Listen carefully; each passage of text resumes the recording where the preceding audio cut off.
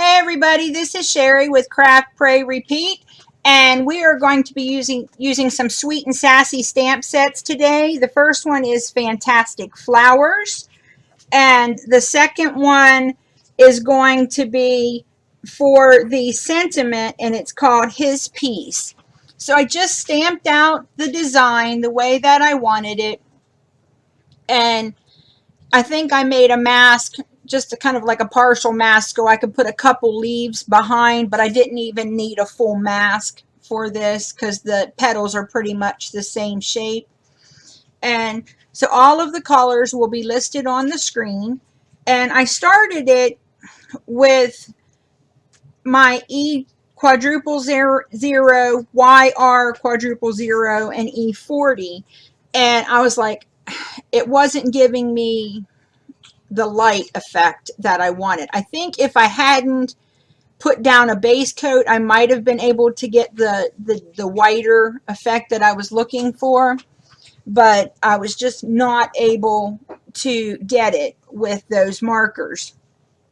So I end up switching up and I add an E42 in there, and I go back over every one of them with the E42. So then I use E quadruple zero, YR quadruple zero, E40 and 42. And when I do that, I get a little more of the detail that I'm looking for. And so that makes me a little happier. But I let it set that day, and I got up the next morning and I'm like, I don't like it. I wanted it to have a more pink of a U, which is why I used the YR, to try to get myself a little smidge of pink. And my daughter was like, well, go over it with a pink. And since I already had everything, all my highlights and shadows in, all I had to do was pick a pale pink. And here's where I'm coming in with the 42. And I go over everything with R30. And I was very happy at that point. I was like, alrighty then. And I do the centers for the flowers. I don't know where the part of the tape went, but I ended up trying to use the Distress Oxide inks, and I used the worn lipstick, and I just used a center from one of the other flower sets that I had. It's from Sugar Pea Designs Mother's Day. That's where I used the flower center. And I tried the worn lipstick because I wanted it to be a light pink, because the flower is a pale pink. And then I was like, nope, didn't like it. So then I went over it with the Distress Oxide Walnut Stain. And it completely covered the pink, which was great because that's, the cool thing about them. They're so opaque. So I was able to cover up the pink. And then I go in with E49 and I just stipple in some detail because, of course, it was just a flat blob that went in the center. I mean, it wasn't meant for the flower, but it worked really good. So I was tickled with that. I was like, now this is cool. This is mixing and matching there, folks, when you can make your flower centers universal. And so here's where I come, and I'm finishing up the last one here of the flowers. And then I love it how you can see the way the flower dents in at the top. That was what I was looking for, but I couldn't get it without having enough contrast. So, and you could see it real good on that last petal that I just did. That's what I was trying to achieve and was not being able to get.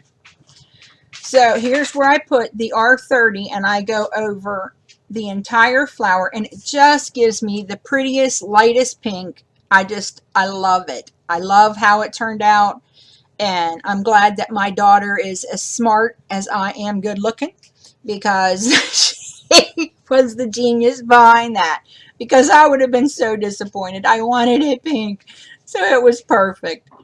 And so it doesn't take me very long. I really quickly just go over it. I don't do any highlighting because it's already there. I'm just putting in the pink hue that I wanted. And so I'm going over that, and I'm going to get ready here in a minute to start on my leaves. And I do the leaves in two different sets of collars. Now, for the first set, I use YG 93, 95, and 97. And I do all of the small leaves in that flower and or that collar, and there I am kind of cleaning up where I went over the edge, which, you know me, a perfect card is not happening. So it's okay. I'm thankful for that colorless blender, buddy, because perfection is not part of my name. And so I just finish up this, and I'm trying to make a vein, a slightly darker vein going down the center, and then giving it again still the highlight being in the center so that it makes the leaves appear as if they're arched a little bit. And so I finished the small ones, and then I'm going to move on to the large leaves. Now, when I go to the larger leaves, I use G21, YG63, and G94. Okay. Now, I do the first one the way I do everything. I put down my base layer, go in with my darkest, my mid-tone, and over it with my lightest, which is what you're going to see right there. Base tone, I'm going to come in with my darkest, then my mid-tone, and my lightest. Well, I know I can be heavy-handed, so on this next leaf, I decide to try to go in with my, do my layer, here it comes, and then I'm going to try to go in with my mid-tone first. And I think that you can do that. I mean, I know you can. And I think if I practiced it, I might like it better. But it just felt so unnatural to me that it just absolutely drove me crazy. And I went right back to what I normally always do. And I don't know. I am heavy-handed. I'm working on it. Let's just put it that way. It's a work in progress, because I don't know. I don't know if it's the way I hold the pen to try to avoid the camera. I'm not sure what I do, but I have a really hard time getting my hand up high enough where I don't get so much marker on the paper. And I'm just finishing up the last of the flowers, and I'm trying to find out where Mariah is, because where's Mariah? Because she's been going to sleep, and she's been sleeping during the day and then wanting to stay up and party at night. And she just told Danae that she was so sick she needed to go lay down. You know, sick my butt, she's sick. She just wants to lay down because she was up half the night. And so please keep us in your prayers, because school starts in 3 days and we have got to get her back in her routine. Because if we don't, we're going to have a heck of a time. And it's just all it takes is one night of staying up a little late, and then it just messes everything up for her, and it just drives me crazy. And but Danae went in with one of those air horns and went, eh! And then came in and said, whoever invented those things was a genius. Because Mariah don't like it at all.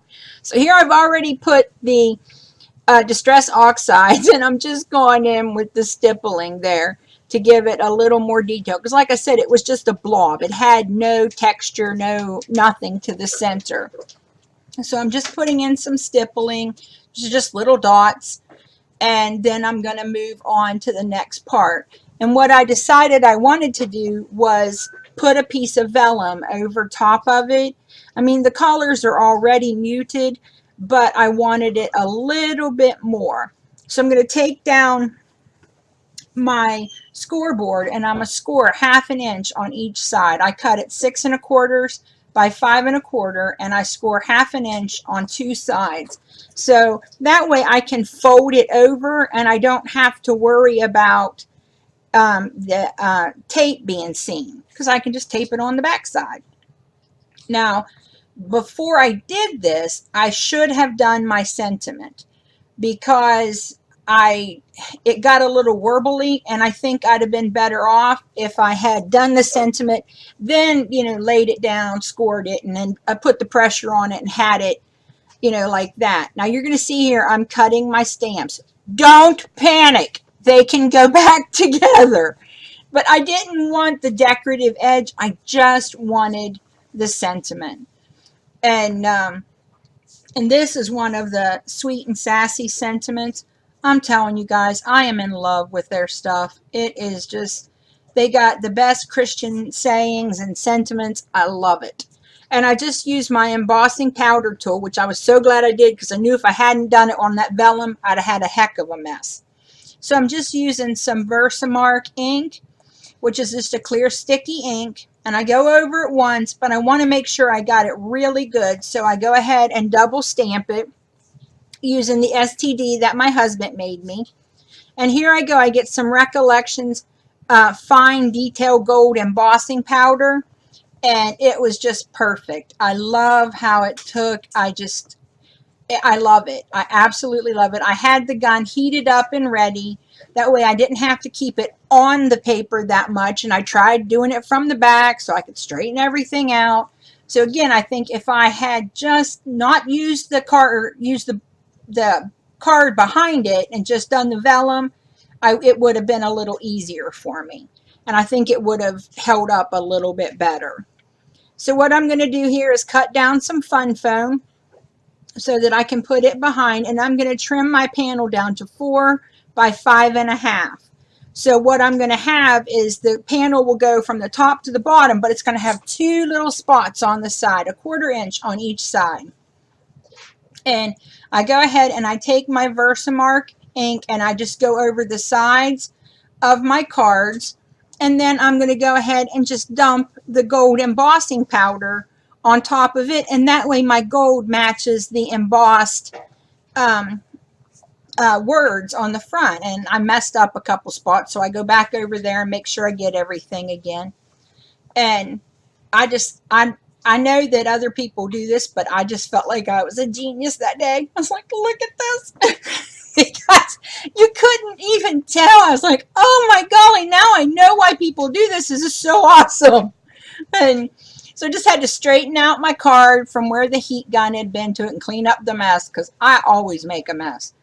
And now I'm getting ready to attach my, straighten it out, getting it as tight as I can. Like I told you, I think I should have done the vellum before I did anything else to it, but it still turns out okay. Now I'm going to add my foam here on the back, and I'm going to attach it to the front of the card and call it done, guys.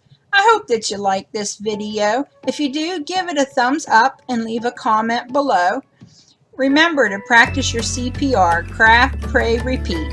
Thanks for visiting me today, and happy crafting. Bye.